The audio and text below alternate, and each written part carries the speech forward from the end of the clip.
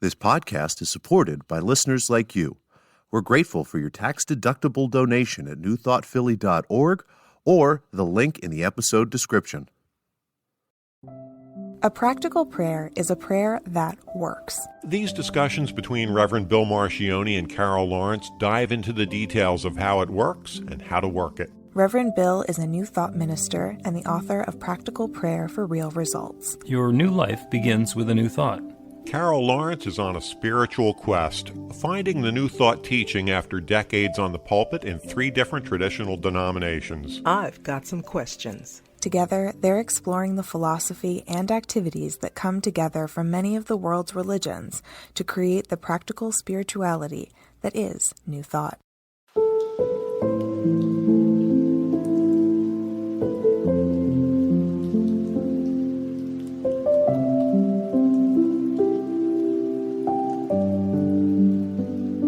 Welcome to the Practical Prayer Podcast. I'm Carol Lawrence, and I'm here with Reverend Bill Marchioni. And today we're going to talk about purpose. Well, That's we're one of talking your about favorites. practical prayer. Yeah, it is one of my favorites because it's necessary. And it's also, I think you found one of the things that makes practical prayer different. Yes, and I'm experiencing it a lot this week. So I don't know if I should just jump into it. So you want to start, and then I'll just... No, you talk about what purpose means to you, and then I'll embellish. Okay, so I find it... let me say the transition to New Thought and practical prayer. I knew all the steps, but I didn't learn the purpose step, which is step 0, until I took your class. And that was the missing piece for me because I find it difficult to just jump into a prayer without a purpose or a reason. And then it takes me so much time to get the reason and the purpose clear, because I got to intellectualize the whole thing before I even get to the prayer. And so I find it difficult to short circuit that part, like even abbreviate it. I spend time on the purpose. And that's perfect. That is actually as it should be. What we're doing in a prayer is we are actually creating a new entity in our belief system, which will invite a new experience in our life. And it's like building a house. If you start building a house with concrete and nails and 2x4s and not a plan, it's not going to go as well as it will if you start with a pencil and some drafting paper and say we're going to put the kitchen over here and the basement underneath and that this is how the roof is going to go, and having a very clear idea of what it is that we're going to construct before we start the actual construction project. Exactly. And the plan is important because it flushes out what's in the belief system that could be preventing the manifestation or whatever it is, preventing it from happening. So you got to spend time on the purpose. Yeah. Well, you don't gotta. Some people don't gotta. If you gotta, then you should. Then you gotta. Well, I'm curious then, if you don't do that, then how do you pray if you don't have a purpose and the purpose isn't clear? I'm not saying that we don't need a purpose. I'm saying we don't need to necessarily agonize over creating the purpose. In fact, as we build up some spiritual muscle memory and the ability to just kind of, what a friend of mine refers to as stop, drop, and pray, to get into that habit of noticing what we're experiencing and immediately being able to understand what we want to be experiencing instead and take that into prayer. Because that's what the purpose statement is about. The purpose statement is about looking or experiencing whatever's going on for us and understanding that either we want more of this or we want something different than this. And the purpose is identifying what that new experience that I want to invite is. Yes. So I'm at point A and I want to get to point B. Mm-hmm. But there's stuff in the middle sometime that prevents that smooth transition from point A to point B. Yeah. So I need to work with that. Yes?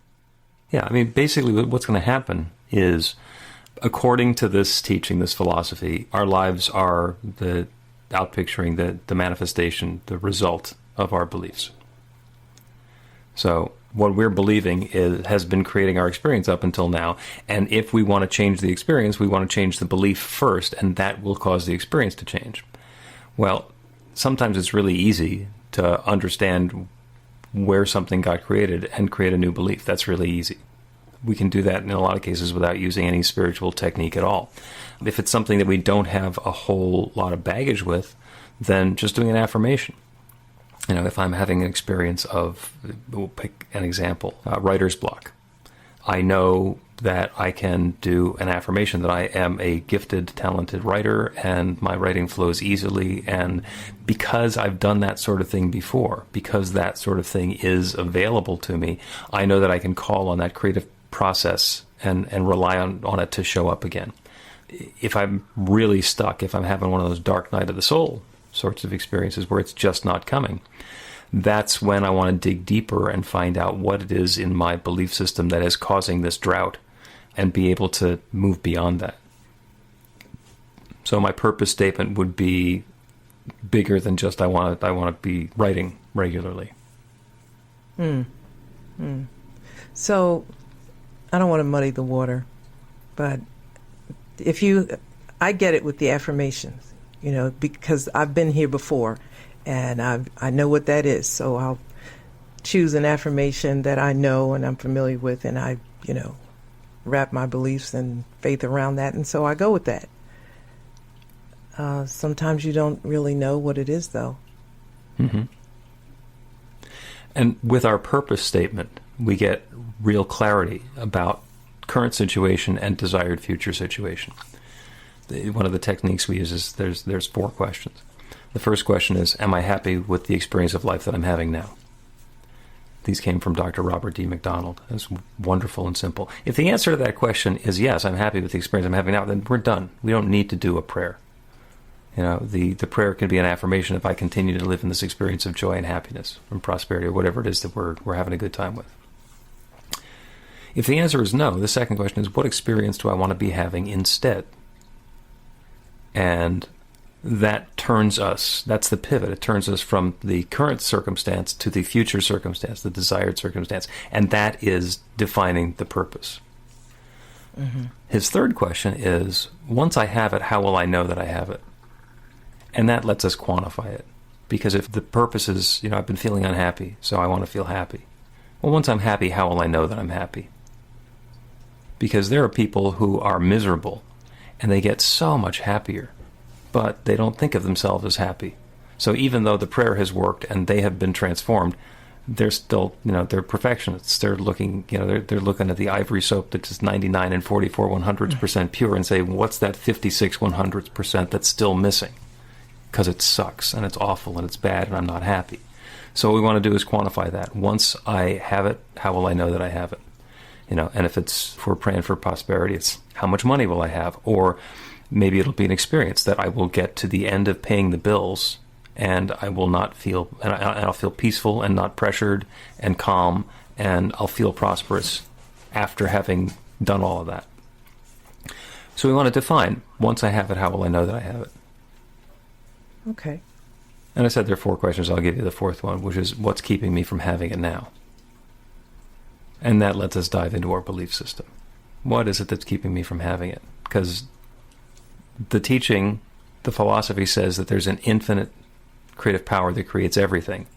So everything is possible. If there's something that I am yearning for that I'm not experiencing, what's blocking it?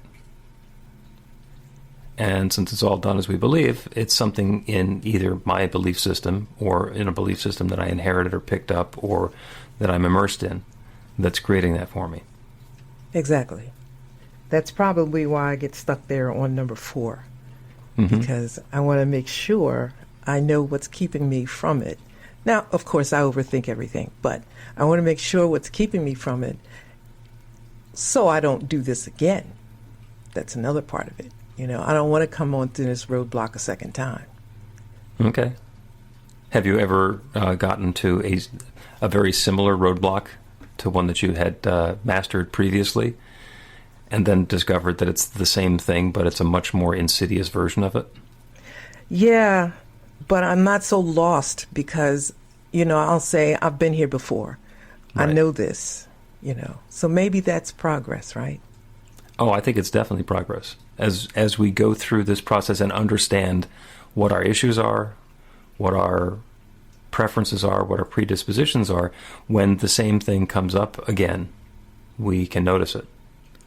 And we can get an idea when a story shows up for a friend. We can recognize ourselves in that story, and they can learn from our mistakes, and we can learn from their mistakes.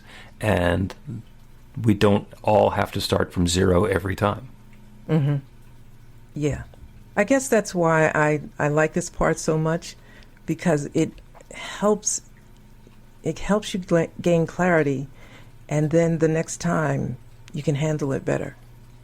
Because I'm familiar with this, or I've seen you before. I have little things that I've seen you before. What invited you back here? Kind of deal. And I work with it. It's the not knowing that's a problem, I think. If you know what the problem is, then you make a decision to deal with it or not. But right. If you keep asking, and I use the term ask, but if you keep wanting and it doesn't show up, or it doesn't work, or the prayer seems to be unanswered, which is the way traditionally you would say it, then what is that about? I've done all of this, I'm living right, I'm doing all the right things, but still such and such has not happened. And until you get with that purpose and dig it out, you can walk away with in frustration and disappointment, disillusionment, and just say, look, I'm not doing this anymore. Or it doesn't work anyway, or whatever. Yeah, well, if when we're praying for something big, and it's something that we consider to be big, it's not big on a universal scale. When we're praying about something that we consider to be big, our belief that it's big is what's making it big. This is an infinite power that can create anything. So what we need to do is let go of our attachment to the thought that it's big, or that it's difficult, or that it's going to take a miracle, or that this is not possible. So much of it has to do with letting go of whatever hasn't been working up until now, so that we can open ourselves up to something new. We are so attached to being right, to the notion that these things that I've learned how to do and I've been doing all of my life are the right way to do things, and the right way to think, and the right way to approach stuff. If I'm really looking for transformation, I have to at least be willing to give that up. I may not have to give it up, but I have to be willing to give it up. Agreed. Absolutely. And our purpose is about turning the little boat that we're on in the direction we want to be going. And if I'm heading east and it turns out I really want to be heading west, do I need to know exactly what the heading is to the west, or do I just want to start by turning the boat around so I'm heading in the right general direction and then fine-tune as I go along? Yeah. Thanks for saying that, because that makes it really that much more clear. When you say I have to let go, not to give up, and not be like, this is the way I've always done it, or this is the way it has to be. That can be intimidating because you don't know what's next. This is what I need to do if I stop. Well, what do I do? And maybe that's the intersection of faith. I don't know what to do, so I'm not a good example of this. I'm really not, because I'm not a good example of it being the biggest struggle in the world, because we met at a point where I was like, listen, this other thing ain't working. What you got? And of course I run into obstacles or whatever where it's a little bit difficult, but it's like you said, I want to do this. So apparently I haven't been doing it right. So, and I just say to Spirit, like, okay, so what is this? What are we going to do with this?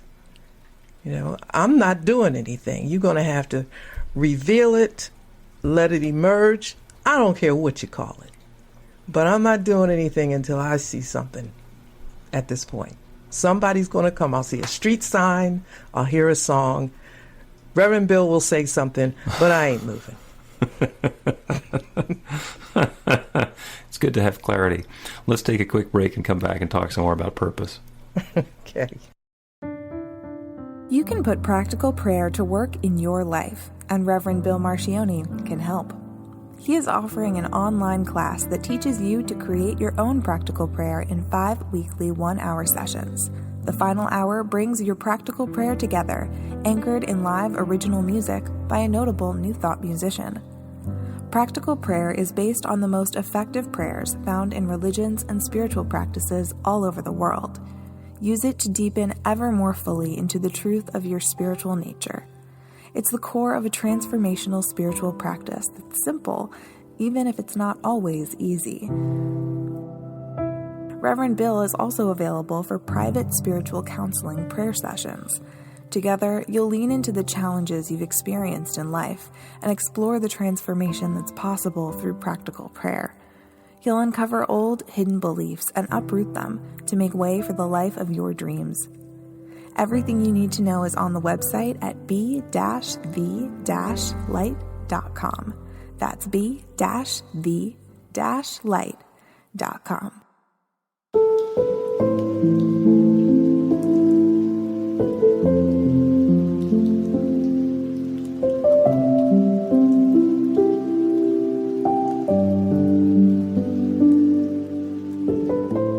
Welcome back to the Practical Prayer Podcast. I'm Carol Lawrence, and I'm here with Reverend Bill Marcioni. We're continuing our conversation about purpose in practical prayer, in the zero step. The step zero. And it's very intentionally step zero because it's not part of the prayer. It's what we're using to set ourselves up so that we can then begin the prayer.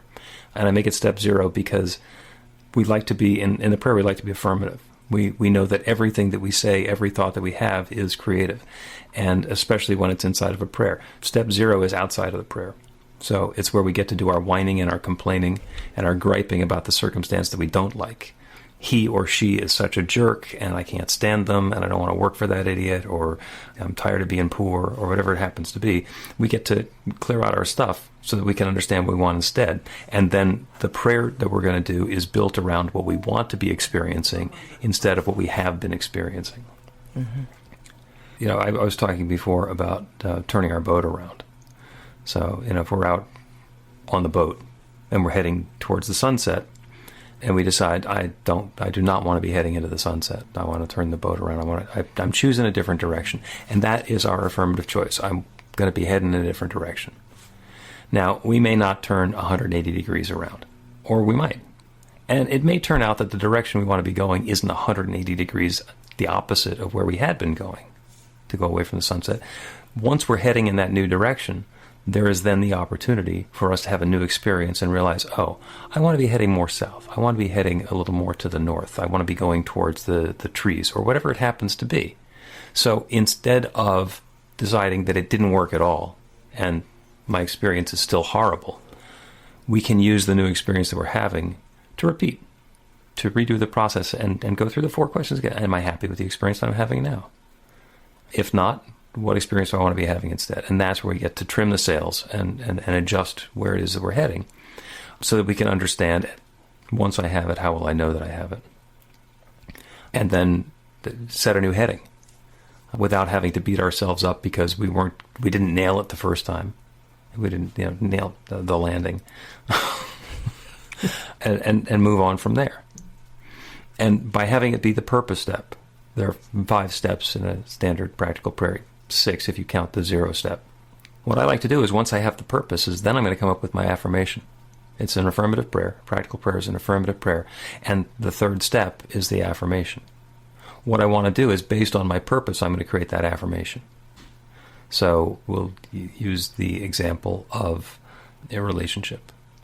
I've been lonely. I haven't been able to get a date. They're having the right people showing up, whatever it happens to be. So my purpose is I want to have a wonderful romantic relationship, maybe a committed relationship, or maybe I want to have people who I can date. The purpose winds up being different based on what that experience is that I'm actually desiring. Once I have it, how will I know that I have it? Is it because I'm going to be settled down and there's going to be somebody, whose clothes are in my closet? Or is it going to be me going out, with somebody different every Saturday night? And there's no outside rule telling me which of those is good. That's what's calling to me. And I don't have to decide now, I just want to be, I want to have a lovely dating life, where I have plenty of people to hang out with. I may change my mind. I may then want to settle down and have a family or have a long-term relationship or have somebody who's, sharing closet space with me. I can change that later. And it's not even that the first step along the way was wrong. So once I decide that what I want to do is I want to have this committed, loving relationship, my affirmation is about creating that experience. And then what makes the practical prayer different from just an affirmation? I'm doing an affirmation, I just do that. I have my perfect loving relationship. Or my perfect romantic partner is on his or her way to me right now. And those are great. They work just fine.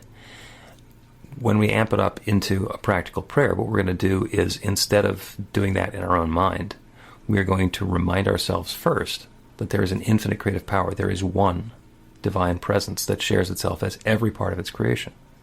It's me, it's every one of the other 7+ billion people on the planet, and it is all that one sharing itself.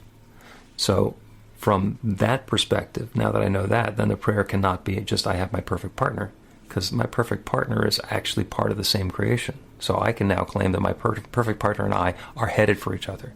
The law of attraction is in operation now, bringing us together in a way that brings good into both of our lives. And that loving relationship is unfolding now. And because it's a spiritual practice, it has a lot more power behind it. It has a tremendous more power than just me claiming this affirmation for myself, because now I'm working with the infinite. And by having that purpose statement that informs what my affirmation is going to be, I'm then able to construct a practical prayer that really brings that infinite creative power into alignment with that new experience that I'm inviting. And the final steps of the prayer are we go into gratitude for this good that's already unfolding, and then we release it, because it's not done in our mind. It's an infinite creative power that's working it. In the beginning there was darkness and void, and God said, let there be light, and there was light, and God did not have to go back and check the bulb and continue saying, there's light, there's light, there's light. That word, let there be light, was spoken, it was done, and then released, and moved on. And that law that makes everything, that responds, took care of the light. It's quite powerful. It really is. The part that stuck out for me is that you can change. You can change it. And I needed to hear that, because I'm very deliberate and intentional about something. So I want to see exactly how it's supposed to be before I get started. So once I get started, it's going to be that and nothing else. And that's okay sometimes, but that's not cool all the time. So when you said that you can change the direction, well, maybe I don't want to go quite this way or that way. That's an adjustment, but that's good. Mm-hmm. That's good. It's wonderful to spend time on a sailboat, because when you're on a sailboat and you want to go from point A to point B, you almost never head for point B. Because of the way that the wind is blowing, you start on a tack and you head over in this direction, and then you turn around and you head back in that direction, which is also not directly towards point B, and you zigzag back and forth.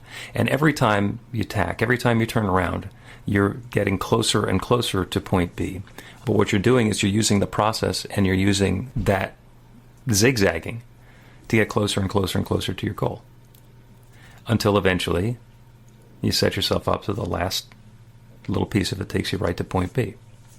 And if you were to say, that's the course that I'm going to set, you'd say that's so inefficient. But when you understand that's how it works, because that's the way the wind is blowing, that's the circumstance and the situation that we're dealing with, that's actually the most efficient way of getting from point A to point B in a sailboat. So spiritually, instead of beating ourselves up because it doesn't seem like we're getting straight to the point, maybe we can let ourselves off the hook a little bit and say, this is a process. So I know that I don't want to be at point A. So I'm starting out and I'm heading in the general direction of point B. And then as time goes, I can readjust based on new information. Well, you just let me off the hook on something. Oh, good. Yeah. Actually, I just let myself off the hook. Because that's me. A, B. Don't mess around wasting time. Let's just do this. But I can see, I've never been on a sailboat, though. Okay. So now I know how that works. My prayer partner actually has been sailing all of his life. He owns a sailboat. And another one of my minister friends owns a powerboat. And it is remarkable how those two kinds of boats fit their personalities. With a powerboat, you go from point A to point B. You don't have to mess around. Yeah, and if there's no wind, it doesn't matter. That would be my boat. Yeah, my brother owns a sailboat, a little sports sailboat, and a kayak. And he lives right near Long Island Sound. And what he says is, if it's windy, we go sailing. If it's not, we go kayaking. So being flexible. Yeah, and being stuck of I need to go sailing today, and it's dead calm. That's just frustration. So I'm going to buy a couple of boats, spiritual boats. Spiritual boats. There you go. Or you can just get somebody to take you out on a ride. Yeah, that's a sailboat. Good. But I got it. That was extremely helpful. Let's take another quick break and come back and do a practical prayer for something. Learn to put practical prayer to work in your life. The steps are simple to learn and let you begin to get real results to create the life of your dreams immediately. Reverend Bill Marchione's widely acclaimed book, Practical Prayer for Real Results, gives you a clear summary of the New Thought principles behind practical prayer and the series of easy-to-understand steps found in the most effective prayers from religions and spiritual practices all over the world and throughout history. Practical prayer is not a replacement for your religion or practice. It's a technique to make the work you do in consciousness even more effective. The book includes 40 prayers on various topics that you can adapt as needed and use as your own. Practical Prayer for Real Results is available in paperback, Kindle, and audiobook on Amazon or at b-the-light.com. That's b-the-light.com.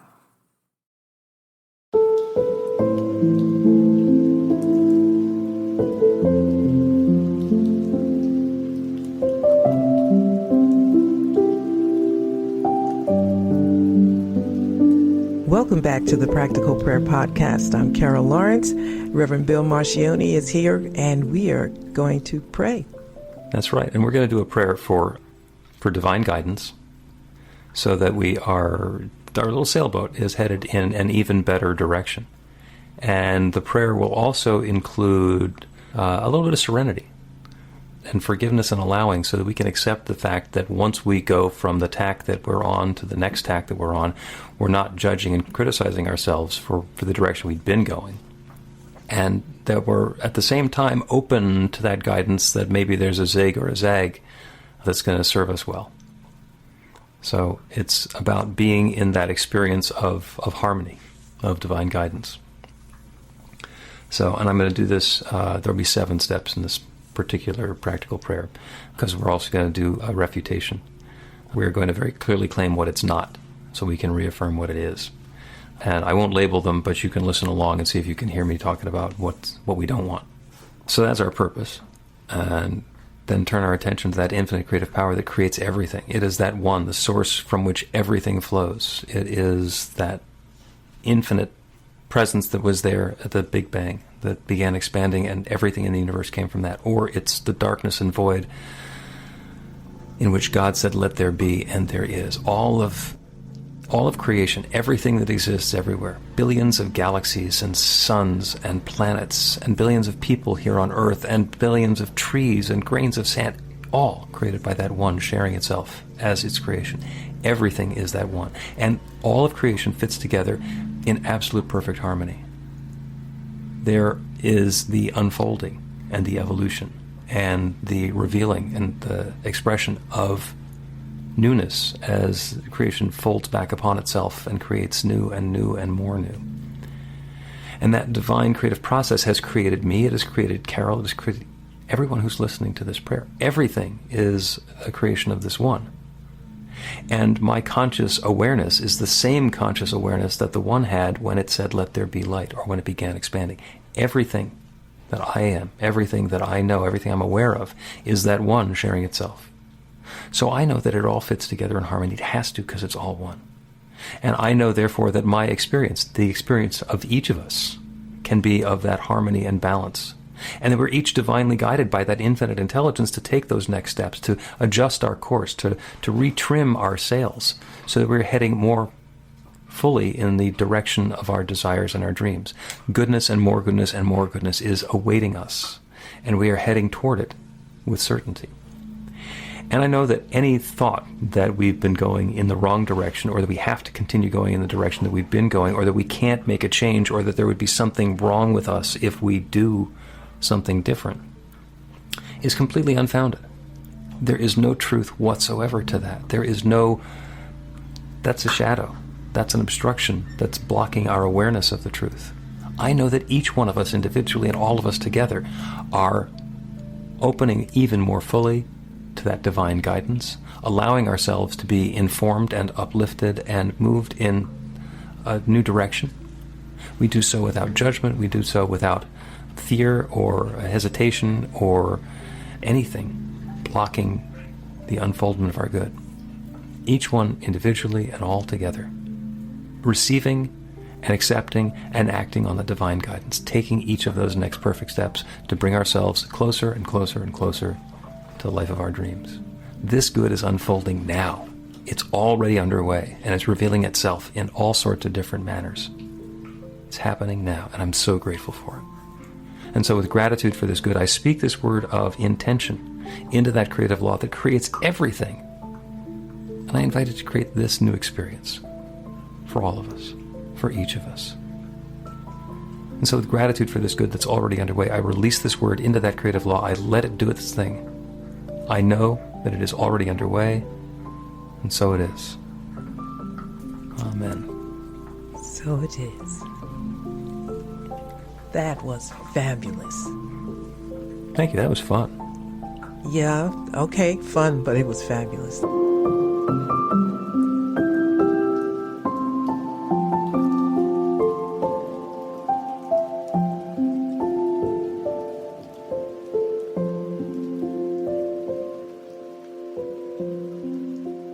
The Practical Prayer Podcast with Reverend Bill Marchioni and Carol Lawrence is a production of BeTheLight.com. be-the-light.com, where you can find more information about practical prayer for real results. Our theme is by Music of Wisdom. You can learn about the spiritual community of New Thought Philadelphia with daily guided meditations, Weekly celebrations of spirit, and Reverend Bill's classes in practical spirituality at newthoughtphilly.org.